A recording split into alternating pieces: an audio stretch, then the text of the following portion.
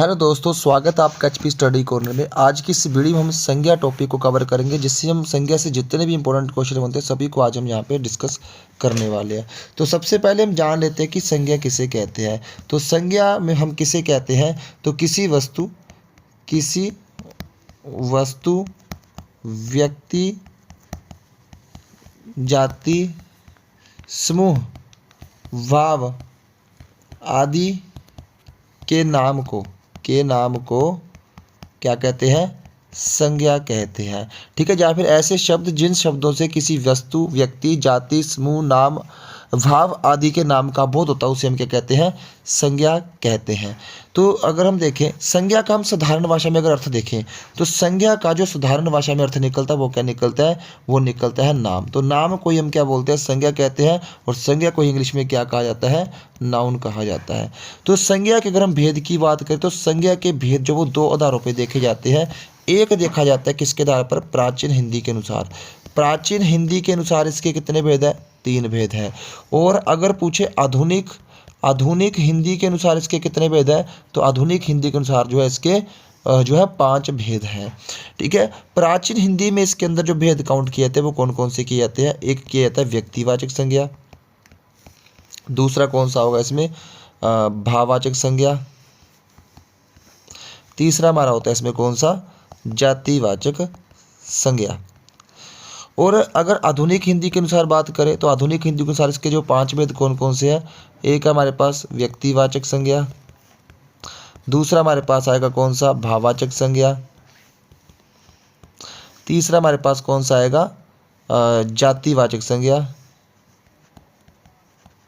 और चौथा हमारे पास कौन सा है, समूहवाचक संज्ञा, और लास्ट कौन सा है, लास्ट होगा हमारा द्रव्यवाचक या हम इसको बोलते हैं पदार्थवाचक संज्ञा। तो आधुनिक हिंदी के अनुसार जो है इसके 5 भेद है और प्राचीन हिंदी के अनुसार कौन कौन से हैं, 3 भेद। अभी हम इनको डिस्कस करेंगे कि ये भेद जो है इनके अर्थ और कौन कौन सी संज्ञा इसके अंदर हम देखते हैं। तो सबसे पहले हम देखेंगे जो है संज्ञा के प्राण के आधार पर देख लेते हैं संज्ञा के कितने भेद होते हैं। तो प्राण के आधार पर संज्ञा के 2 भेद होते हैं। एक होता है प्राणीवाचक संज्ञा, इसको हम बोलते हैं हिंदी में लिविंग, क्या बोलते हैं, लिविंग थिंग्स जो होती है हमारे पास। ठीक है, लिविंग नाउन्स होते हैं। और दूसरी हमारे पास कौन सी होती है, अप्राणी। इसके अंदर कौन से रखे जाते हैं, इसके अंदर नॉन लिविंग थिंग्स रखी जाती है, नॉन लिविंग थिंग्स रखी जाती है इसके अंदर। और जैसे देखिए प्राणीवाचक में क्या आएंगे, इसमें आपके जो है बच्चा संज्ञा होगी, भैंस, चिड़िया, आदमी, रमेश, जिनके अंदर प्राण होते हैं। और नॉन लिविंग थिंग्स के अंदर कौन सी आएगी, जिनके अंदर प्राण नहीं होते हैं, जैसे पुस्तक, मकान, रेलगाड़ी, रोटी, पर्वत आदि। इनके अंदर प्राण नहीं होते हैं, इसीलिए इनको कहाँ रखा जाता है, अप्राणीवाचक के अंदर रखा जाता है। फिर हम देखेंगे गणना के आधार पर, किसके आधार पर, गणना के आधार पर भी जो है इसके 2 भेद है। कौन कौन से है, एक है गणनीय और दूसरा कौन सा है, अगणनीय। एक हमारे पास आएगा कौन सा, काउंटेबल नाउन, कौन सा, काउंटेबल, और दूसरा कौन सा होता है, अनकाउंटेबल नाउन होता है। ठीक है जी। तो काउंटेबल नाउन क्या होते हैं, जिनको गिना जा सकता है। जैसे देखिए आदमियों की संख्या को गिना जा सकता है, और पुस्तक को भी यहाँ पे गिना जा सकता है। फिर केला की गणना आदि जो है की जा सकती है। ये ऐसी संज्ञा है जिनको गिना जा सकता है, उसको हम कहाँ रखते हैं, गणनीय के अंदर। ऐसी संज्ञाएं जैसे ऐसी वस्तुएं जिनको गिना नहीं जा सकता उनको किसके अंदर रखते हैं हम लोग, अगणनीय के अंदर। जैसे देखिए दूध को गिना नहीं जाता, हवा को गिना नहीं जा सकता, प्रेम को नहीं गिना जा सकता, दुख सुख इनको गिना नहीं जा सकता, इसलिए इसको कहाँ रखा जाता है, अगणनीय के अंदर रखा जाता है। तो देखिए काउंटेबल के अंदर हमारे पास कौन कौन से आते हैं, एक तुम्हारा आता है व्यक्तिवाचक संज्ञा। कौन सा आता है, व्यक्तिवाचक, क्योंकि व्यक्तियों की संख्या को गिना जा सकता है। दूसरा हमारे पास आता है कौन सा, इसके अंदर समूहवाचक संज्ञा। तो समूहवाचक संज्ञा को भी जो है गिना जा सकता है, ये भी काउंटेबल या गणनीय संज्ञा होती है। तीसरा हमारे पास आता है कौन सा, जातिवाचक। तो जातिवाचक भी हमारी क्या होती है, गणनीय होती है, इसको भी गिना जा सकता है। अगर अगणनीय में बात करें तो यहाँ पे 2 आती है, कौन सी, एक आती है हमारे पास कौन सी, पदार्थवाचक, जिसको हम बोलते हैं क्या, द्रव्यवाचक जो होते हैं इसको हम इंग्लिश में बोलते हैं मटेरियल नाउन। यानी कि जो हमारे पास दूध, पानी, अनाज, सोना, चांदी, लोहा, जो धातुएं होती, जो मेटल्स होते हैं ना, जिनको हम गिन नहीं सकते, सिर्फ उनको माप सकते हैं या फिर उनको तोला जा सकता है। ठीक है, उनको गिन नहीं सकते है ना, तो इनको रखा जाता है किसके अंदर, अनकाउंटेबल के अंदर रखा जाता है। इसके अंदर देखिए दूसरा हमारे पास कौन सी आती है, भाववाचक संज्ञाएं। कौन सी, भाववाचक संज्ञाएं। तो भाववाचक संज्ञाएं जिसको हम अब्स्ट्रैक्ट नाउन बोलते हैं, अब्स्ट्रैक्ट नाउन बोलते हैं, इनको भी जो है हम गिन नहीं सकते। भाव को, दुख सुख को गिन नहीं सकते हम लोग, इसलिए इसको भी कहाँ रखा जाता है, अगणनीय के अंदर रखा जाता है। तो सबसे पहले हम बात करेंगे किसकी, काउंटेबल नाउन में सबसे पहले कौन सा पढ़ेंगे हम, व्यक्तिवाचक संज्ञा। तो इसको बोलते हैं इंग्लिश में क्या बोलते हैं, प्रॉपर नाउन। तो प्रॉपर नाउन होता क्या है, वह शब्द जो किसी एक व्यक्ति, वस्तु, है ना, या फिर जो है किसी स्थान आदि का बोध करवाता है, किसी व्यक्ति, वस्तु, स्थान आदि का बोध करवाता है, उससे हम क्या बोलते हैं, व्यक्तिवाचक संज्ञा बोलते हैं। जैसे राम, श्याम, टेबल, कुर्सी, कार, दिल्ली, मुंबई, ये जो है हमारे पास कौन सी संज्ञाएं हुई सारी, ये हमारे पास कौन सी हुई, व्यक्तिवाचक संज्ञाएं हुई। तो कुछ आपको महत्वपूर्ण जो व्यक्तिवाचक संज्ञा है वो आपको याद रखनी है, इसके अंदर कौन कौन सी काउंट की जाती है। जैसे व्यक्तियों के नाम जो होते हैं, जैसे राम, श्याम, मोहन, ये सारे व्यक्तियों के नाम होते हैं, इनको हम किस में रखते हैं, व्यक्तिवाचक संज्ञा के अंदर रखते हैं। फिर देशों के नाम जो होते हैं वो भी क्या कहलाते हैं, वो भी व्यक्तिवाचक संज्ञा के अंदर आते हैं। जैसे भारत, चीन, जो है अगला कौन सा, भूटान, फिर आदि, ये जो देशों के नाम होते हैं ये भी किसके अंदर आते हैं, ये भी व्यक्तिवाचक संज्ञा के अंदर आते हैं। फिर आते हैं महीनों के नाम, जैसे जनवरी, फरवरी, चैत्र, वैशाख, जो मंथ के नाम्स होते हैं, नेम्स होते हैं, वो भी कहाँ आते हैं, महीनों के नाम, वो भी हमारी व्यक्तिवाचक संज्ञा होती है। फिर पर्वतों के नाम कौन कौन से, हिमालय पर्वत कौन सी संज्ञा है, व्यक्तिवाचक संज्ञा है। आल्प्स पर्वत कौन सी है, सतपुड़ा पर्वत, फिर रोकी पर्वत, ठीक है, जो एंडीज पर्वत है, ये सारे क्या हैं, ये सारी जो है हमारे पास जितने भी पर्वत होते हैं वो सारी क्या होती है, हमारी व्यक्तिवाचक संज्ञा होती है। फिर देखिए आगे महासागरों के नाम, हमारे कुल 5 महासागर जो है उनके नाम, ठीक है, जो सागर और महासागर दोनों, जैसे भूमध्य सागर हो गया, मेडिटेरियन सी जो है, भूमध्य सागर में भी कौन सी संज्ञा होती है, व्यक्तिवाचक संज्ञा होती है। जैसे हिंद महासागर हो गया, प्रशांत महासागर हो गया, आर्कटिक महासागर हो गया, है ना, लाल सागर हो गया, काला सागर हो गया, ये जो है हमारे पास, ये भी क्या है, हमारे पास महासागरों के नाम भी क्या होते हैं, व्यक्तिवाचक संज्ञा होती है। फिर कुछ लेक्स के नाम जो होते हैं, झीलों के नाम, वो भी क्या होती है, व्यक्तिवाचक संज्ञा होती है, ठीक है। जैसे आपके पास जो है चिल्का झील हो गई, ठीक है, लेक सुपीरियर होगी, वैकाल झील होगी, जो बड़ी बड़ी झीलें, मतलब सभी झीलें जो है आपकी इसी के अंदर आएगी, किसके अंदर, महासागरों के अंदर, जितनी भी झीलों के नाम होंगे अलग से। फिर आते हैं धार्मिक ग्रंथों के नाम, जो धार्मिक ग्रंथों जैसे रामायण, गीता, महाभारत आदि, इन सभी के जो नाम होते हैं वो भी किसके अंदर आते हैं, वो भी व्यक्तिवाचक संज्ञा के अंदर आते हैं। फिर आते हैं ऐतिहासिक जो घटनाएं होती हैं, जैसे 1857 की क्रांति, फिर जो 1922 का चोरा चोरी कांड, ठीक है, जलियांवाला बाग हत्याकांड, ये सारे किसके अंदर आते हैं, जो 1919 में हुआ था, ये सारे किसके अंदर, जो फिक्स डेट वाले जो हमारी घटनाएं होती है, जो ऐतिहासिक में जो घटनाएं घटी होती है, वो भी हमारी किसके अंदर आती है, वो भी हमारी व्यक्तिवाचक संज्ञा के अंदर आती है। तो हम ये कह सकते हैं कि व्यक्तिवाचक संज्ञा के अंदर वह चीज़ें आती है जो पूरी, जो हमारे ब्रह्मांड में जो सिर्फ एक ही है। जैसे देखिए सूर्य की बात करते हैं तो सूर्य भी क्या है, एक ही है, तो जो चीज़ एक ही है पूरी धरती में, वो हमारी किसके अंदर आती है, व्यक्तिवाचक संज्ञा के अंदर है। या हम कह सकते हैं कि जो यूनिवर्सल ट्रूथ्स होते हैं ना, जो यूनिवर्सल जो ट्रूथ्स होते हैं, जो एक ही वस्तुएं होती है, जो पूरी ब्रह्मांड में एक ही वस्तु होती है, वो किसके अंदर आएगी, व्यक्तिवाचक संज्ञा के अंदर आती है। और भी हम इसके अंदर ऐड कर सकते हैं, जैसे देखो नदियों के नाम, जैसे देखिए गंगा, ठीक है, यमुना, जो नदियों के नाम होते हैं वो भी किसके अंदर आते हैं, वो भी व्यक्तिवाचक संज्ञा के अंदर आते हैं। आप बस इतना याद रखिए कि व्यक्तिवाचक संज्ञा के अंदर वो चीज़ें आती हैं जिनसे हमें डायरेक्ट पहचान होती है, जो है ना एक ही है, धरती पर एक ही है, जब ब्रह्मांड में एक ही होती है। जैसे ग्रहों के नाम, ग्रहों के नाम भी, तो ग्रह भी तो अलग अलग नाम दे रखे हैं ना, तो ग्रहों के नाम जैसे पृथ्वी व्यक्तिवाचक संज्ञा होगी, है ना, मंगल ग्रह क्या हो गया, व्यक्तिवाचक संज्ञा होगी, वो भी एक ही है। ये सभी क्या होते हैं, हमारे पास व्यक्तिवाचक संज्ञाएं होती हैं। आगे चलते हैं जातिवाचक संज्ञा। देखिए जातिवाचक संज्ञा जो होती है उसको बोलते हैं कॉमन नाउन। जातिवाचक संज्ञा क्या होती है, देखिए जो शब्द संज्ञा किसी जाति का बोध कराते हैं, मतलब ऐसा नाम जो पूरी जाति का बोध कराए, जो पूरी जाति का बोध कराए, उसे हम बोलते हैं जातिवाचक संज्ञा। जैसे देखो लड़का जो है, किसी लड़का शब्द जो है एक जातिवाचक संज्ञा क्यों है, क्योंकि लड़के के अंदर जो है वो पूरे दुनिया के हर एक लड़के की बात हो रही है। पूरी दुनिया की हर एक लड़के का नाम लड़का होता है, एक कॉमन नाउन होता है, हर एक बॉयज़ का नाम जो है लड़का होता है। ठीक है, अगर किसी लड़के को अलग से नाम दे देंगे जैसे राम, श्याम, फिर वो व्यक्तिवाचक संज्ञा होगी। लेकिन लड़का तो लड़का एक कॉमन नाम है ना, सभी लड़कों को लड़का कहा जा सकता है। तो ये लड़का एक पूरी जाति है, लड़कों की एक जाति का नाम है लड़का। ऐसी लड़कियों की जाति क्या होती है, लड़की एक जाति का नाम है। नदी, सभी नदियाँ इसके अंदर आ गई, नदी के अंदर सारी नदियाँ आ गई। लेकिन अगर अलग अलग नदी लिख दी जाए जैसे जमुना, फिर गंगा, भागीरथी, अगर अलग से नदियों के नाम लिखे तो ये तो व्यक्तिवाचक संज्ञाएं होगी। लेकिन इन सभी का एक कॉमन नाउन क्या है, मतलब जमुना, गंगा, भागीरथी, ये सभी क्या है, ये सभी नदियां हैं, इन सब का कॉमन नाम तो नदी है ना, सभी नदियां इसके अंदर आ जाएंगी। यानी कि कॉमन नाम क्या है इन सभी का, ये सभी का नाम जो होता है वो कॉमन नाम क्या होता है, एक ही नाम होता है, क्या होता है, नदी। लेकिन इनके अलग अलग नाम इनकी पहचान के लिए दिए जाते हैं, ये हमारे होते हैं व्यक्तिवाचक संज्ञा। तो नदी यहाँ पे क्या है, एक जातिवाचक संज्ञा है। ऐसे ही देखो पर्वत क्या है, एक जातिवाचक संज्ञा है। पर्वत क्या है, जातिवाचक। और अलग अलग पर्वतों के नाम जैसे हमने पढ़ा, एंडिस, एंडिस एक अलग पर्वत का नाम है, रॉकी एक अलग पर्वत का नाम है ना, तो हिमालय एक अलग पर्वत का नाम है। तो अगर अलग अलग नाम दी जाए पर्वत को, फिर तो व्यक्तिवाचक संज्ञा होगी। इन सब का, ये सभी क्या है, ये तीनों का एक कॉमन नाम भी तो है। तीनों क्या है, ये तीनों पर्वत है, इन सभी का जो कॉमन नाम होगा वो क्या होगा, पर्वत। तो पर्वत एक कौन सी संज्ञा होगी, जातिवाचक। अब यहाँ पे देख लेते हैं कुछ जातिवाचक संज्ञाएं। जैसे देखिए लड़का, लड़की, आदमी, औरत, बच्चा, सभी बच्चे काउंट हो जाएंगे, बूढ़ा, जवान, ये सभी कौन सी होती है, जातिवाचक संज्ञाएं होती है।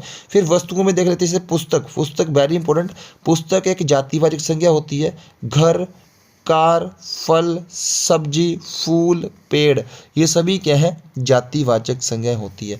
फिर देखिए स्थानों के नाम, जैसे शहर, कौन सा शहर, सभी शहरों को जो है एक कॉमन नाम शहर दिया जाता है, जैसे है ना, वो क्या होगा हमारे पास, एक जातिवाचक संज्ञा होगी। जैसे देखिए देश जो होता है, जैसे मैंने बोला भारत, भारत एक देश का नाम है, तो भारत तो व्यक्तिवाचक संज्ञा, पता हमें किस देश, किसकी बात करें, भारत एक देश के, एक स्पेशल देश की बात करें, अलग से देश की बात कर रहे हैं। लेकिन हमारी धरती पर जितने भी देश हैं, जितने भी कंट्रीज़ हैं, उनको सभी को हम क्या कह सकते हैं, उन सभी को हम देश भी तो कह सकते हैं। सभी हमारे देश है, उन सभी का कॉमन नाम क्या होगा, देश होगा। ऐसी नदी हमारी कौन सी होगी, जो है जातिवाचक। पहाड़ और सड़क सभी क्या है, जातिवाचक संज्ञाएं हैं। अगर अगर मान ले ऐसा बोल दिया जाए कि जीटी रोड, जीटी रोड क्या है, यानी कि जीटी रोड जो होगा वो कौन सी संज्ञा होगी, फिर वो एक व्यक्तिवाचक संज्ञा हो जाएगी, क्योंकि हमें पता लगे अब किस रोड की बात हो रही है ना। और सभी सड़कों का कॉमन नाम तो सड़क ही होता है ना, तो सड़क यहाँ पे एक कॉमन नाउन है, यानी कि कॉमन नाम है या फिर जातिवाचक संज्ञा है। अगला देखिए समूहवाचक संज्ञा या समुच्चयवाचक संज्ञा, इसे हम बोलते हैं कलेक्टिव नाउन। देखिए जिन संज्ञा शब्दों से किसी एक व्यक्ति का बोध ना होकर, मतलब ये ऐसे शब्दों के नाम, जैसे शब्द होते हैं, जैसे नाम होते हैं जिनसे किसी एक व्यक्ति का बोध नहीं होता है, बल्कि पूरे समूह, पूरे ग्रुप का या पूरे समाज का बोध होता है। जैसे देखिए सेना की बात करते हैं, सेना में कई सैनिक होते हैं और जहाँ समूह की बात हो रही है, आप एक चीज़ याद रखिए, जो ग्रुप्स होते हैं ना, उनमें एक बात आपको याद रखनी होगी, क्या, कि ग्रुप समूहवाचक संज्ञा जो होती है ना, उसमें जो समूह होता है उन सब का उद्देश्य एक होता है। क्या होता है, उद्देश्य एक होगा। मतलब इकट्ठे जब लोग होते हैं, ग्रुप को बनाते हैं, तो उन सभी का उद्देश्य, जो ऑब्जेक्टिव क्या होता है, एक ही होता है। जैसे देखिए सेना में सभी का उद्देश्य क्या होता है, देश की सेवा करना होता है। ग्रुप होता है लोगों का, एक सैनिकों का समूह होता है, ग्रुप होता है, जिनका उद्देश्य क्या होता है, सेवा करना। पुलिस में भी देखो यहाँ पे क्या है, राज्य की सेवा करना, इनका भी एक ही उद्देश्य होता है। फिर पुस्तकालय, पुस्तकालय को होता है, यहाँ पे देखो किसका पुस्तकालय, हम किसको बोलते हैं, पुस्तकों के समूह को, पुस्तकों के समूह को हम क्या बोलते हैं, पुस्तकालय बोलते हैं। तो पुस्तकालय एक समूहवाचक संज्ञा हुई। दल देखिए, अनेक व्यक्तियों से मिलकर एक दल बनता है, और दल कब बनता है, जब हम क्या करते हैं, एक पार्टी बन गई, मान लो कोई भी जैसे पार्टी होगी, देश की अलग अलग पार्टियों के नाम है, उन सभी का एक ही उद्देश्य होता है। अगला आ गया समिति, समिति यानी कि कमेटी, कमेटी भी जो है एक ही किसी एक उद्देश्य की पूर्ति के लिए जो है कमेटी बनाई जाती है, तो ये भी कुछ लोगों का समूह होता है। ऐसी आयोग हुआ, ऐसे ही परिवार हुआ, तो परिवार भी एक कौन सी संज्ञा होती है, एक समूहवाचक संज्ञा होती है, काफ़ी इंपॉर्टेंट है यहाँ पे। तो इन सभी का उद्देश्य जो होता है ना, इन सभी का उद्देश्य, जो समूह के लोग होते हैं, जो सदस्य होते हैं, उनका उद्देश्य एक ही होता है, तो इनसे बनती है हमारी कौन सी, समूहवाचक संज्ञा। आगे देखिए, अब हम पढ़ते हैं, एक कुछ नियम पढ़ते हैं, इंपॉर्टेंट है यहाँ पे। अब नियम देखिए क्या है, यहाँ पे इन्होंने कहा है कि यदि कोई क्रियावाचक शब्द, कोई भी क्रियावाचक शब्द, यानी कि कोई क्रिया होंगे जो क्रिया शब्द होंगे, ठीक है, जो क्रिया शब्द होते हैं, क्रिया शब्द के शुरुआत में ओकारांत बनकर आए, यानी कि इन्होंने कहा जो क्रिया शब्द होते हैं, जो क्रिया शब्द होते हैं ना, अगर किसी भी वाक्य में क्या हो, ओकारांत बनकर, ओकारांत जान लीजिए पहले, देखो ओकारांत क्या होते हैं, ओकारांत क्या होता है, ठीक है, अकारांत क्या होता है, एकारांत क्या होता है, एकारांत क्या होता है, ये क्या होते हैं समझिए। जो शब्द ओ से ख़त्म हो, जैसे बोला मैंने गांव, तो गांव जो है वो किससे ख़त्म हुआ है, तो ये जो हुआ है किससे ख़त्म, हमारा ओ से, तो ये कौन सा हो गया, ओकारांत हो गया। जैसे हमने लिखा लड़की, तो लड़की जो है वो किससे ख़त्म हुआ, ई की मात्रा से ख़त्म हुआ है, तो ये कौन सा, बड़ी ई की मात्रा, तो ये कौन सा हो गया, ई का रांत हो गया, है ना। फिर देखिए हम लोग जैसे लिखा मैंने लड़का, लड़का में देखिए लास्ट में किसकी मात्रा, आ की मात्रा है, तो ये कौन सा शब्द हुआ, आकारांत हो गया, ठीक है। जैसे मान जो मैंने बोला लड़ाकू, लड़ाकू, तो यहाँ पे लास्ट में किसकी आवाज़ आ रही है, ऊ की मात्रा आ रही है, यानी कि ऊ की साउंड आ रही है, तो ये क्या हुआ, छोटा ऊ, तो ये क्या हो गया, उकारांत, क्या हो गया, उकारांत। मतलब जिस स्वर से अंत में शब्द खत्म होता है उसको उसको उस हिसाब से नाम दिया जाता है। ऐसे उकारांत, उकारांत भी हो सकता है, ओकारांत, एकारांत, ईकारांत, अलग अलग होते हैं, ठीक है। तो इन्होंने कहा कि अगर जान लीजिए यहाँ पे कोई भी क्रिया, जैसे देखो यहाँ पे एक क्रिया है, सोता एक क्रिया होती है, ठीक है, सोता एक क्रिया होती है।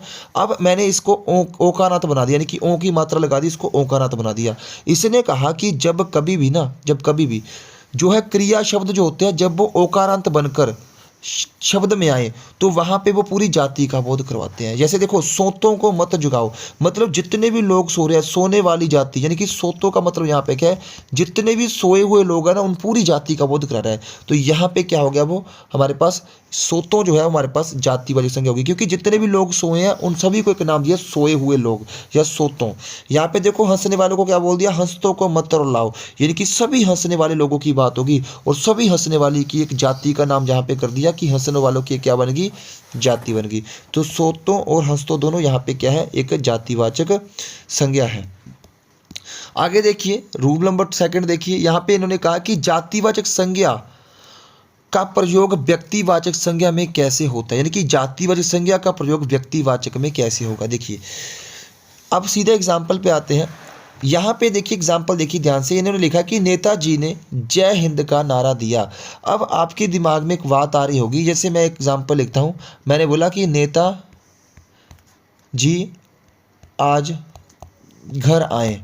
अब यहाँ पे हर व्यक्ति को नेताजी कहा जा सकता है, तो अब हमें ये नहीं पता कि यहाँ पे किस नेता की बात हो रही है। तो नेताजी है जो है वो हर एक नेता के लिए शब्द प्रयोग किया था, कौन सा, नेताजी। तो इस नेताजी शब्द के लिए यहाँ पे जो है वो कौन सा हुआ, ये तो एक जातिवाचक हो गया। यहाँ पे जो नेताजी शब्द है,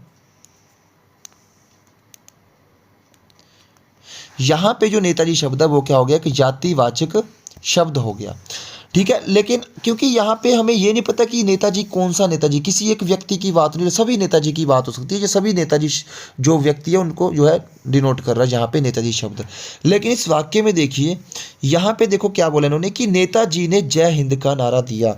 तो आप खुद सोचिए कि यहाँ पे जो जय हिंद का नारा दिया है वो किस नेताजी की बात हो रही है, तो यहाँ पे किसकी हो रही है, सुभाष चंद्र बोस की। तो किसकी बात हो रही है, सुभाष चंद्र बोस। तो यहाँ पे नेताजी शब्द हर किसी के लिए नहीं लगा है, किसके लिए लगा हुआ है, किसी एक ही व्यक्ति के लिए लगा हुआ, किसके लिए, सुभाष चंद्र बोस के लिए लगा हुआ है। तो यहाँ पे जब कोई जातिवाचक शब्द जो होगा ना, जब किसी एक ही व्यक्ति के लिए आएगा, वो हमारा वहाँ पे क्या हो जाता है, व्यक्तिवाचक संज्ञा। और हमें ये बात कैसे पता चलेगी, उसके साथ जो दिए हुए अन्य शब्द है ना, उससे हमें पता चलती है। जैसे देखिए आगे देखिए, सरदार, सरदार एक जातिवाचक संज्ञा, क्योंकि इसके अंदर हर सरदार की बात होती है। तो सरदार को लोह पुरुष भी कहा जाता है। अब आप इस वाक्य को पढ़िए, यहाँ पे लोह पुरुष वाले सरदार की बात की है। तो लोह पुरुष किसको बोला जाता है, आप बोलोगे कि सरदार वल्लभ भाई पटेल को बोला जाता है। तो यहाँ पे सरदार शब्द सिर्फ किसी एक व्यक्ति के लिए लगा, किसके लिए, वल्लभ भाई पटेल के लिए। तो आप वाक्य को पढ़िए, उसका अर्थ देखिए कि क्या वो सरदार शब्द कि एक ही व्यक्ति के लिए लगा या सभी व्यक्तियों को डिनोट कर रहा है। तो यहाँ पे सिर्फ सरदार वल्लभ भाई पटेल की बात हो रही है। जैसे मोदी भी एक जाति है, लेकिन किस, यहाँ पे मोदी देश के प्रधानमंत्री है। तो देश के प्रधानमंत्री जो मोदी है उसका नाम क्या है, नरेंद्र मोदी। तो यहाँ पे जो है मोदी शब्द किसके लिए प्रयोग किया गया, नरेंद्र मोदी के लिए जो है यूज़ किया गया, प्रयोग किया गया। फिर है गांधी या बापू जो है अहिंसा के। देखो गांधी एक जाति है और बापू भी एक जातिवाचक संज्ञा होती है। लेकिन यहाँ पे किस गांधी की और किस बापू की बात की गई है। यहाँ पे उन्होंने कहा कि गांधी जी या बापू अहिंसा के जो है क्या थे, अहिंसा के जो थे वो क्या थे, पुजारी थे। मतलब जो हिंसा को नहीं मानते थे, किसको नहीं मानते थे, हिंसा को नहीं मानते थे या हिंसा को मानते थे। ठीक है, तो यहाँ पे आप बताइए कि अहिंसा के जो मानने वाले महात्मा थे वो कौन थे। आप सीधा सोचो कि यहाँ पे महात्मा गांधी की बात हो रही है, किसकी बात हो रही है, यहाँ पे महात्मा गांधी की बात हो रही है। तो यहाँ पे गांधी और जो बापू शब्द है वो किसके लिए लगे हुए, महात्मा गांधी के लिए लगे हुए, और इसीलिए यहाँ पे जो है गांधी और बापू जो वो क्या हो गए, व्यक्तिवाचक संज्ञा होगी। देखने में तो अलग से जो सभी जो शब्द थे वो क्या थे, जातिवाचक थे, लेकिन इस वाक्य के अंदर जो है वो किसी एक ही व्यक्ति के लिए प्रयोग किए गए नाम है, इसीलिए ये सभी जो है क्या है, यहाँ पे जो है व्यक्तिवाचक संज्ञाएं हो जाएंगी। आगे देखिए नियम तीसरा देखिए।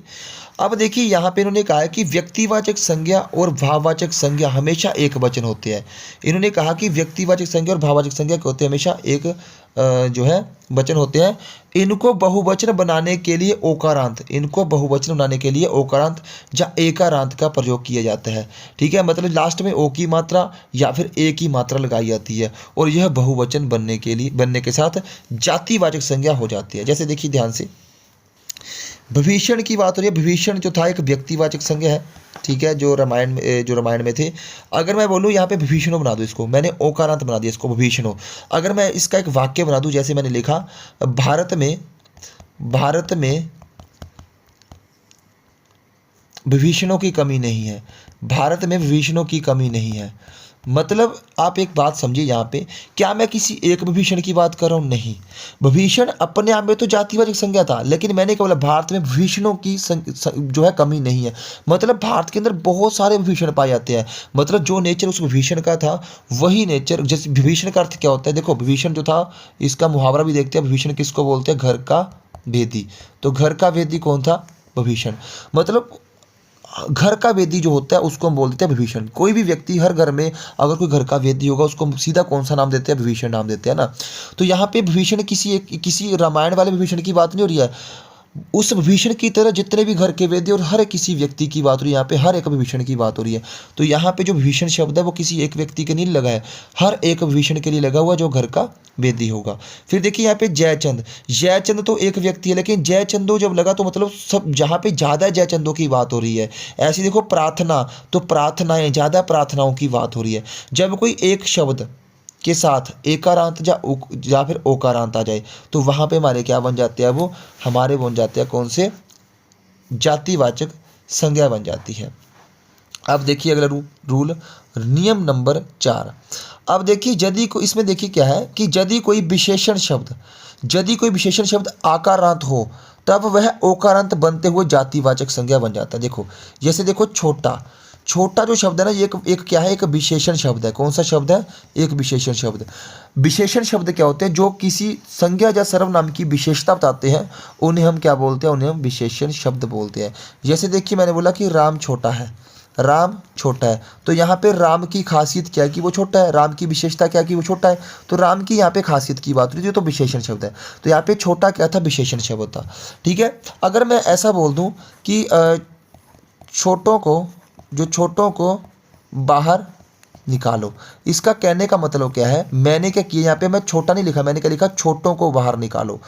छोटों का मतलब क्या होगा कि क्लास के अंदर ना जितने भी छोटे हैं ना, छोटे मतलब जैसे मान लो हाइट में छोटे हो सकते हैं या एज में छोटे हो सकते हैं ना, उनको बाहर निकालो। जैसे ही मैंने छोटो शब्द बोला ना, तो ये जो छोटो शब्द है ना, हर एक छोटे जो व्यक्ति होगा उसके लिए प्रयोग होगा, है ना। यहाँ पे जो छोटो शब्द है ना, ये किसी व्यक्ति की विशेषता नहीं बता रहा है, यहाँ पे हम उनको नाम दे रहे हैं कि छोटों को, जो कम हाइट वाले ने उनको नाम क्या दे दिया यहाँ पे, छोटों। तो सभी छोटों को बाहर निकालने की बात हो रही है, यानी कि जो कम हाइट वाले लोग होंगे उनको हमने क्या नाम दे दिया, छोटों। तो यहाँ पे जो छोटो शब्द होगा वो हर एक व्यक्ति के लिए प्रयोग होगा, यानी कि हर किसी के लिए जो नाम प्रयोग होता है उसको हम क्या बोलते हैं, जातिवाचक संज्ञा होती है। तो यहाँ पे छोटों क्या होगी, जातिवाचक संज्ञा होगी। ऐसे देखो बड़ा तो विशेषण शब्द हो गया, लेकिन बड़ों हम जैसे बोलो ना कि बड़ों का मान सम्मान करो, तो यहाँ पे बड़ों का मान सम्मान का मतलब क्या है कि जितने भी बड़े लोग हैं ना, और हर किसी एक बड़ों की बात हो रही है वहाँ पे, हर एक बड़े इंसान की बात हो रही है। मतलब बड़ों का सम्मान करो मतलब हर एक बड़े व्यक्ति का सम्मान करो। बड़ों शब्द के अंदर जो सभी बड़े लोग होंगे सभी आ जाएंगे, और जिस शब्द के अंदर सभी आ जाते हैं वो शब्द क्या कहलाता है, हमारा जातिवाचक संज्ञा कहलाता है। ठीक है जी, आगे देखते हैं नियम नंबर 5 देखते हैं अब यहाँ पे हम पढ़ेंगे कि व्यक्तिवाचक संज्ञा का यदि कोई शब्द वाक्य में प्रयोग अपने समान विशेषता को दर्शाए तब वह वाक्य में जातिवाचक संज्ञा बन जाता है। अगर हम समझे इसको तो इन्होंने कहा है कि जो व्यक्तिवाचक संज्ञा है ना, व्यक्तिवाचक संज्ञा वो जातिवाचक संज्ञा में कब प्रयोग होती है और कैसे प्रयोग होती है। आप सीधा समझिए कि जब कोई व्यक्तिवाचक संज्ञा का नाम किसी दूसरे को दे दिया जाएगा ना, किसी दूसरे को दे दिया जाएगा, तो वहाँ पे वो क्या बन जाएगा, तो वहाँ पे वो बन जाएगा हमारा कौन सा, जातिवाचक संज्ञा। जैसे देखिए कश्मीर जो है वो कहाँ पे आपको पता है, भारत में एक कश्मीर है। ठीक है, भारत में क्या है, कश्मीर है। आगे देखिए इन्होंने क्या लिखा है, कहते हैं प्रयागराज जो है, प्रयागराज उत्तर प्रदेश में, जो यूपी में प्रयागराज है ना, ठीक है, उसको भी कश्मीर कहा गया यहाँ पे, या प्रयागराज उत्तर प्रदेश का कश्मीर है। तो कश्मीर जो नाम था ना वो किसी दूसरी जगह को भी दे दिया। जब कोई एक व्यक्तिवाचक संज्ञा जो प्रॉपर नाउन होता है उसका नाम किसी दूसरे को भी दे दिया जाता है ना, मतलब कहने का यह है कि वो हर किसी को नाम दिया जा रहा है, तो वो एक जाति बन रही है। अभी जब एक नाम दूसरों के लिए भी प्रयोग होने लगेगा तो वो सभी के लिए प्रयोग होने वाला जो नाम होगा वो जाति तो बन जाएगी। अब कश्मीर एक नहीं रहा, अब कश्मीर दो बना दिए, एक यूपी में भी कश्मीर बना दिया, तो यहाँ पे कश्मीर की जाति बन गई। अब वो व्यक्तिवाचक नहीं रहा, अब वो किसी एक का नाम नहीं रहा, अब वो दो जगह का नाम बन गया। ऐसी देखो शेक्सपियर की बात करते हैं तो काली, शेक्सपियर देखो, जो भारत में जो कालिदास है वो उसको क्या बोला था, उसको भारत का शेक्सपियर कहा जाता है। देखो शेक्सपियर तो बाहर के थे लेकिन भारत में भी एक शेक्सपियर है, तो यहाँ पे एक शेक्सपियर की बात नहीं हो रही है, अब दो शेक्सपियर हो गए हैं। ऐसी और भी शेक्सपियर हो सकते हैं। ठीक है, जब कोई एक नाम किसी दूसरे के लिए भी प्रयोग कर दिया जाएगा तो वहाँ पे वो क्या बन जाएगा, जातिवाचक संज्ञा बन जाएगा। आगे देखिए सीता और सवित्री, सीता मतलब जो रामायण में थी, सवित्री, ठीक है। भारत में आज भी घर घर में सीता, देखो घर घर में सीता मतलब हर कोई व्यक्ति अपनी बेटी को क्या बोल रहा है, सीता बोल रहा है और सवित्री बोल रहा है। तो सीता, हर घर में सीता मतलब देखो हर घर में एक एक सीता होगी तो कितनी सारी सीता हो जाएंगी। अब जो सीता वो हर लड़की के लिए प्रयोग किया जा रहा है, तो यहाँ पे ये भी जातिवाचक संज्ञा होगी। गंगा और लक्ष्मी, देखो इसका प्रयोग देखें, पूजा तो गंगा है, पूजा तो गंगा है और नेहा तो हमारे घर की लक्ष्मी है। देखो लक्ष्मी जो है ना, लक्ष्मी, लक्ष्मी यहाँ पे एक माता का नाम है। ठीक है, अब ऐसे बोलते हैं ना कई बार कि ये तो हमारे घर की लक्ष्मी है, ऐसे बोलते हैं कि ये तो हमारे घर की क्या है, हमारे घर की लक्ष्मी है।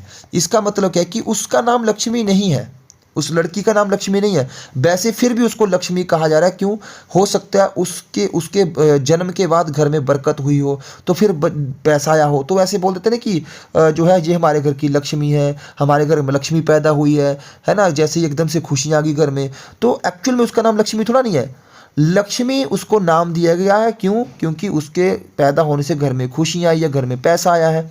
तो जहाँ पे जो लक्ष्मी माता का नाम है वो किसी और लड़की को भी दे दिया यहाँ पे, तो यहाँ पे जो लक्ष्मी व्यक्तिवाचक संज्ञा थी ना अब वो दूसरों को भी दिया जा रहा है, तो यहाँ पे क्या बन गई, जातिवाचक संज्ञा बन गई। अब वाक्य में देखिए कि क्या, यहाँ पे देखो पूजा तो गंगा है, यहाँ पे कोई लड़की होगी पूजा, उसको बोला कि ये तो गंगा है, तो यहाँ पे गंगा जो है वो एक नदी का नाम है, लेकिन यहाँ पे वही नाम, गंगा नदी का नाम गंगा को नहीं, अब गंगा नदी को नहीं बोला जा रहा है, ये गंगा शब्द किसके लिए लगा दिया, पूजा के लिए, किसी लड़की को गंगा बोल दिया है ना। जब एक नाम किसी दूसरे के लिए प्रयोग होगा तो वहां पे हमारे पास क्या हो जाएगा, ये भी जातिवाचक संज्ञा बन जाएगी।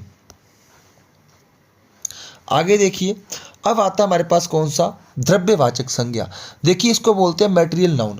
ये ऐसी संज्ञा होती है जिनका प्रयोग हम क्या करते हैं, रॉ मटेरियल के रूप में करते हैं। ऐसी वस्तुएं, आप देखिए इसमें सभी वस्तुएं आ जाएंगी, ठीक है, जिनका प्रयोग हम किस में करते हैं, रॉ मटेरियल में करते हैं। ठीक है, और इसके अंदर देखो सभी मेटल्स आ जाएंगे, यानी कि जितनी भी धातुएं होती है, अधातुएं होती है, सीधा आप सोचिए कि यहाँ पे सभी मैटर आ जाएंगे, क्या आ जाएंगे, मैटर आ जाएंगे, सभी पदार्थ आ जाएंगे, इसीलिए इसको पदार्थवाचक संज्ञा भी कहते हैं। जैसे देखिए जिस संज्ञा शब्दों से किसी धातु, मेटल, द्रव्य, पदार्थ, सामग्री, पदार्थ आदि का बोध हो उसे हम द्रव्यवाचक संज्ञा कहते हैं। यहाँ पे हम कह सकते हैं कि जो द्रव्यवाचक संज्ञा होती है ना, इनको देखी जा तो इनको मापा जा सकता है, या तो इनको तोला जा सकता है ना। ऐसी वस्तुएं जिनको मापा या तोला जा सकता है ना, वो हमारी जो होती है उसके अंदर आती है द्रव्यवाचक के अंदर। जैसे देखिए गेहूँ, तो गेहूँ को जो है किस में तोला जाता है ना, तो ये हमारा क्या है, एक मटेरियल नाउन है। कौन सा हो गया, मटेरियल नाउन। क्यों, क्योंकि गेहूँ जो है मटेरियल होता है किसका, भोजन को बनाने का, है ना। चावल भी क्या है कि मटेरियल है किसको बनाने का, भोजन को बनाने का, तो चावल भी क्या है, मापा तोला जाता है। ऐसे घी को भी मापा तोला जाता है, घी से भी हम भोजन बनाते हैं, क्योंकि घी का प्रयोग भी रॉ मटेरियल के रूप में होता है। सोने से हम क्या बनाते हैं, सोना मतलब आभूषण बनाते हैं, इससे गहने बनाए जाते हैं, तो सोना जो है ये भी मापा तोला जाता है। तो सोना भी रॉ मटेरियल होता है किसको बनाने का, वस्तुओं को बनाने का, जैसे गहने हुए, है ना, कड़ा हुआ, हार हुआ। आगे देखिए चांदी, चांदी भी एक रॉ मटेरियल है किसको बनाने का, वस्तुओं को बनाने का, है ना, जैसे आभूषण, गहने हुए, नेकलेस बनाने के लिए आदि के लिए जो इसका प्रयोग किया जाता है। फिर तांबा भी एक धातु है, ठीक है। फिर ऊन, ऊन भी एक, देखिए ऊन को भी हम जो है मापा या तोला जा सकता है, ऊन को मापा या तोला जा सकता है, और उनसे क्या बनाए जाते हैं, वस्त्र बनाए जाते हैं। तो वस्त्र की सामग्री क्या हो सकती है, ऊन हो सकती है। तो हम कह सकते हैं कि वस्त्र तो एक हमारा क्या हो गया, एक तो वो तो हमारी होगी संज्ञा, ठीक है। कौन सी होगी, वस्त्र हमारी एक होगी, हमारे पास जातिवाचक संज्ञा होगी। लेकिन ऊन क्या है, तो वस्त्र बनाने के लिए जो रॉ मटेरियल है वो क्या होता है, ऊन होता है, धागा हो सकता है। तो ये हमारी क्या होती है, जो रॉ मटेरियल वाली वस्तु होती है, ये हमारी होती है द्रव्यवाचक संज्ञा। अब देखिए आगे हम चलते हैं भाववाचक संज्ञा के ऊपर, ठीक है। तो भाववाचक संज्ञा को हम बोलते हैं अब्स्ट्रैक्ट नाउन, ठीक है जी। तो भाववाचक संज्ञा क्या होती है, जिन संज्ञा शब्दों से पदार्थों की अवस्था, ठीक है, अवस्था, गुण, दोष, धर्म, दशा, कंडीशन उनकी, ठीक है, आदि का बोध हो, वह भाववाचक संज्ञा कहलाती है। जैसे बुढ़ापा, मिठास, क्रोध, हर्ष, यौवन, बालपन, मोटापा आदि, ठीक है। जैसे हम दो और देख लेते हैं, जैसे देखिए दुख, दुख क्या है, भाववाचक संज्ञा हुई। सुख क्या है, ये भी भाववाचक संज्ञा हुई, ठीक है। तो ये हमारी कौन सी होती है, भाववाचक संज्ञा। जिनको महसूस कर सकते हैं, है ना, जिनको महसूस कर सकते हैं, वो हमारी क्या होती है, भाववाचक। जैसे कोई कंडीशन हुई है, देखो सुख एक कंडीशन होती है, दुख एक कंडीशन होती है, एक भाव है, ठीक है। ये भी हमारी क्या होती है, भाववाचक संज्ञा होती है, ठीक है। भाववाचक संज्ञा को आपको पहचानने की एक ट्रिक बताता हूँ। देखिए भाववाचक संज्ञा को पहचानने के लिए आपको कभी भी ना लास्ट में देखो, या तो तब लगा होता है, या ता लगा होता है, या पा लगा होता है, या फिर आपका पन लगा होता है। ये जो है आपको भाववाचक संज्ञा के लास्ट में देखने को मिलते हैं। कभी कभी ई भी लगा होता है, यानी कि अगर कभी भी कोई विशेषण शब्द होगा ना, कोई विशेषण शब्द होगा, अगर उसके साथ कभी ई लग जाएगा ना, तो वो भी हमारी भाववाचक संज्ञा बन जाती है, ठीक है। इसको भी देखेंगे। तो तब में देख लेते हैं। देखिए जैसे देखो यहाँ पे जो हमारी भाववाचक संज्ञा बनती है, उन वो किन किन से बन सकती है, तो जातिवाचक संज्ञा से भी हमारी भाववाचक संज्ञा बनती है। कैसे, जैसे देखिए युवा, युवा एक जाति है, ठीक है। साथ में क्या लगा, अन लगा, है ना। तो अन यहाँ पे क्या है, एक प्रत्यय है ना। प्रत्यय, प्रत्यय क्या होते हैं, जो किसी शब्द के बाद में आते हैं, और उपसर्ग क्या होते हैं, जो किसी शब्द के पहले आते हैं। तो यौवन यहाँ पे जो है एक संज्ञा बनी, कौन सी, भाववाचक संज्ञा। मैंने बोला कि लास्ट में या तो अन की आवाज आएगी, या पन, या वन, ये चीज़ें लगी होती है। अन्न की आवाज भी आ सकती है, अन्न उपसर्ग भी लगा हो सकता है। फिर देखिए पुरुष तब, यहाँ पे तब लगा हुआ है, तो ये भी आपकी कौन सी हुई, भाववाचक संज्ञा हुई। और पुरुष भी एक क्या है, जाति है। नारी एक जाति है, इसके आगे तब लगा, तो नारी तब एक भाववाचक संज्ञा है। ऐसी देखिए यहाँ पे बालक तब में भी लगा हुआ है, दास तब में लगा हुआ है, क्षत्रिय तब में लगा हुआ है। ये सारे तब वाले हैं जिसके लास्ट में क्या लगा है, तब, ठीक है। तब पहचान कर लेना आपने कि तब जिसके लास्ट में लगा होगा वो हमारी कौन सी होती है, भाववाचक संज्ञा होती है। ये सारी जो है यहाँ पे देखिए तब लगा हुआ है, यहाँ पे बंधु तब में भी तब है, सती तब में भी तब है, मित्रता में देखिए यहाँ पे ता। तो बहुत सारी जैसे ता वाली भी होंगी, ठीक है। फिर पा वाली होंगी, जैसे देखिए मोटापा, ठीक है, ये पा वाली हो जाएंगी। जिनके लास्ट में पा लगा होगा, ता लगा होगा, तब लगा होगा, पन लगा होगा, है ना, या फिर अन्न की आवाज आएगी, अन उपसर्ग लगा होगा। ये सभी में कौन सी संज्ञा होती है, भाववाचक संज्ञा होती है, यानी कि भाववाचक संज्ञा के ही शब्द होते हैं। जैसे बालक में देखो पन लगा हुआ है, तो बालकपन हो गया। बच्चा में पन लगा हुआ तो बचपन हो गया। ये सारी क्या होती है, हमारी भाववाचक संज्ञा होती है, ठीक है जी। आगे देखिए सर्वनाम से कैसी बनेगी ये भी देखते हैं। ये इंपॉर्टेंट आपको याद रखिए, यहाँ पे है देखो अम से अहंकार बनी हुई है, यहाँ पे अंक प्लस कार लगा हुआ है। फिर देखो यहाँ पे अपना प्लस तब, यहाँ पे भी तब से भी आप याद रख सकते हो। निज प्लस तब, निज तब, यहाँ पे भी तब लगा हुआ है। स्वयं प्लस तब, यहाँ पे भी तब लगा हुआ है। फिर मम प्लस तब, यहाँ पे भी तब लगा हुआ है। मम प्लस ता, यहाँ पे ता, मैंने बोला कि लास्ट में ता भी लगा हो सकता है। फिर परायापन, यहाँ पे पन लगा हुआ है। तो ये हमारे पास क्या होगी, देखो मम, पराया, स्वयं, निज, अपना, अहम, ये सारी क्या होती है, ये सारे हमारे होते हैं सर्वनाम होते हैं। क्या होते हैं, सर्वनाम होते हैं। सर्वनाम में देखेंगे इनके बारे में, ठीक है। तो इनसे बनी है कौन सी संज्ञा है, भाववाचक संज्ञा है। तो पहले जातिवाचक से पढ़ा हमने, फिर अब सर्वनाम से। अब विशेषण से भी हमारी भाववाचक संज्ञा बनती है। देखो जैसे मीठा क्या होती है, विशेषण शब्द होता है ना, एक एडजेक्टिव वर्ड होता है, विशेषण शब्द होता है। मीठा में क्या लगा, आस, तो क्या बन गया, मिठास, ठीक है। यानी कि आस उपसर्ग भी लगा हो सकता है, ये भी आप थोड़ा याद कर लेना। देखो मैंने बोला था ना कि लास्ट में अगर ई लगा होगा ना, जैसे देखो अच्छा, अच्छा विशेषण शब्द है तो इसमें आई लगा तो क्या बन गया, अच्छाई बन गया ना। फिर देखो सुंदर, सुंदरता में ता लगा तो यहाँ पे सुंदरता, यहाँ पे भी देखो ता आ गया। फिर देखो वीरता, यहाँ पे भी ता आ गया। फिर निर्बल प्लस ता, यहाँ पे भी ता आ गया। मतलब जिनके पीछे ता भी लगा होगा वो भी आपने देख लेने हैं, ठीक है। फिर आ गया मधुर प्लस ता, मधुरता। प्रवीण प्लस ता, प्रवीणता। तो हमारे पास जो है ये सारी क्या है, विशेषण से बनने वाली भाववाचक संज्ञाएं हैं, ठीक है। एक तो ता लगा होगा और दूसरा यहाँ पे आपको ई भी देखने को मिल जाता है कभी कभी। फिर देखिए सफल प्लस ता, सफलता हो गई, ये भी भाववाचक संज्ञा होगी। सफल क्या है, एक विशेषण शब्द है। दुर्बल क्या एक विशेषण शब्द है, लास्ट में ता लगा तो क्या बना, दुर्बलता। छोटा से पन, छोटापन, छुटपन बना, ये भी भाववाचक संज्ञा होगी। फिर बड़ापन से बड़प्पन होगी, ये भी क्या होगी, भाववाचक संज्ञा। ऐसी देखिए लड़का से कौन सी होती है, लड़का से भी याद रखना, लड़का एक हमारी जातिवाचक संज्ञा होती है, इसके लड़कपन बनता है, कौन सा, लड़कपन, ठीक है। तो ये भी हमारी कौन सी होगी, जातिवाचक से, सॉरी जातिवाचक से भाववाचक संज्ञा बनी है। तो लड़कपन हो गया ना, ये आपने याद रखनी है। जैसे बूढ़ा से बुढ़प्पन भी हो सकता है ना, बूढ़ा से सॉरी बुढ़ापा हो जाएगा, कौन सी होगी, बुढ़ापा। अब देखिए आगे, अब आता है क्रिया से भाववाचक संज्ञा कैसे बनती है। देखिए ध्यान से, क्रिया से कैसे बनेगी, है ना। देखो यहाँ पे खोजना, जो खोजना, ये आपको याद रखने बहुत इंपॉर्टेंट है, पेपर में पूछे जाते हैं। खोजना जो होता है ना, खोजना, इसके पीछे से आप ना हटा दो तो जो खोज बचा हमारे पास, क्या बचा, हमारे पास भाववाचक संज्ञा बन जाती है। या तो आप ना हटा दो, ठीक है, या फिर आप अ की मात्रा हटा दो। कहीं कहीं आपकी अ की मात्रा हटेगी, कहीं कहीं आपकी ना की मात्रा हटेगी। ये आपको थोड़ा याद भी करना पड़ेगा, है ना। कभी कभी ना हटा के उसके लास्ट में ता भी लग जाता है, ता नहीं सॉरी त भी लग जाता है, वो भी हम देख लेंगे। देखो चलना से क्या होगा, चाल, चाल एक भाववाचक संज्ञा है, ऐसी चलन भी एक भाववाचक संज्ञा होती है। फिर घटना से देखो घटाव, घटाव एक भाववाचक संज्ञा, और घटना क्या है, एक क्रिया शब्द है। घेरना से घेरा या घिराव भी हो सकता है, क्या हो सकता है, घिराव या घेराव, ठीक है, ये भी क्या होगी, भाववाचक संज्ञा होगी।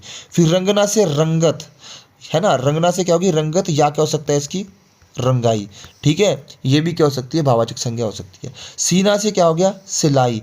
पूजना से क्या हो गया, पूजन। तो ये सारी क्या है, हमारी भाववाचक संज्ञाएं हो जाती है। जैसे और याद रख सकते हैं आपको, दौड़ना से क्या होगी, दौड़, ठीक है, ये भी कौन सी संज्ञा होगी, भाववाचक संज्ञा हो गई। अब आगे देखिए क्रियार्थक संज्ञा क्या होती है। देखो इसको इंग्लिश में बोलते हैं ज़ेरन, क्या बोलते हैं, ज़ेरन। अब इसमें होता क्या है, इन्होंने कहा कि जब कोई भी क्रिया, कभी कभी क्या होती है, जो क्रिया होती है ना, क्रिया, क्रिया का प्रयोग ना हम यानी कि सब्जेक्ट के रूप में कर सकते हैं। किसके रूप में, सब्जेक्ट के रूप में करते हैं, ठीक है, या फिर कर्ता के रूप में कर सकते हैं। किसका प्रयोग, क्रिया का प्रयोग। कैसे होता है आप समझिए इसको ध्यान से। हम किसी इस वाक्य को समझिए फिर हम समझते। देखो जब किसी वाक्य के आरंभ में कर्ता के रूप में कोई क्रिया आए, तब उस क्रिया को हम क्या बोलते हैं, क्रियार्थक संज्ञा बोलते हैं। यानी कि क्रिया से बनी हुई संज्ञा को हम क्या बोलते हैं, क्रियार्थक संज्ञा बोलते हैं ना। अब देखो यहाँ पे एक एग्जाम्पल देखिए, यहाँ पे लिखा घूमना या टहलना स्वास्थ्य के लिए क्या होता है, लाभदायक होता है। यहाँ पे हम लोग ये नहीं बोले कि घूमिए जा करके या टहलिए जा करके, हम सिर्फ बता रहे हैं किसके बारे में। देखो देखो कर्ता क्या होता है ना, यानी कि कर्ता क्या होता है, यानी कि सब्जेक्ट क्या होता है। सब्जेक्ट आपका क्या होता है, जिसके बारे में कहा जाए, जिसके बारे में कहा जाए। मतलब जिसकी बात हो रही हो ना उसको हम बोलते हैं क्या, कर्ता या सब्जेक्ट।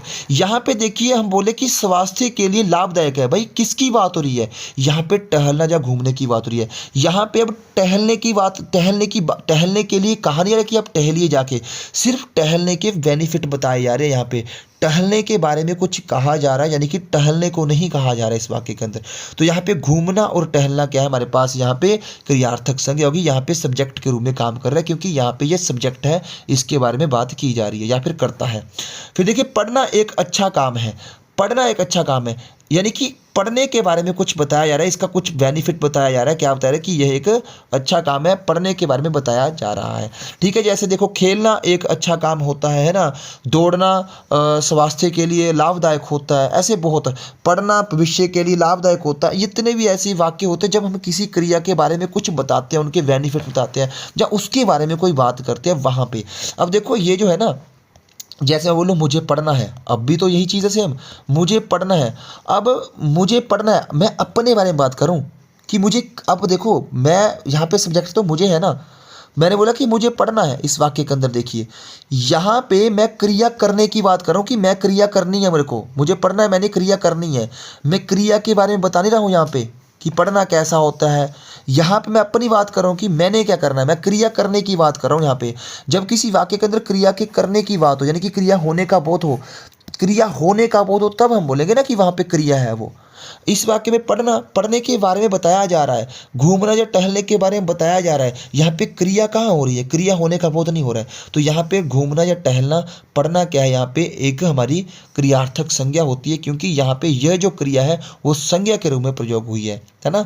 ये आपको याद होना चाहिए। इंग्लिश में इसको बोलते हैं जेरेंड। ठीक है, इंग्लिश में भी सेम यही चीज़ होती है कि जेरेंड का प्रयोग कैसे होता है, जब हम किसी वर्ब के साथ क्या लगा दें, किसी वर्ब के साथ ing लगा करके उसको हम किस में प्रयोग कर दें, सब्जेक्ट में प्रयोग कर दें, तो वहाँ पे हम उसे क्या बोलते हैं, जेरेंड बोलते हैं। तो आज की वीडियो में संज्ञा को कंप्लीट किया। तो अगर आपको वीडियो अच्छी लगी तो वीडियो को लाइक करना और चैनल को सब्सक्राइब करना और वीडियो को भी शेयर करना।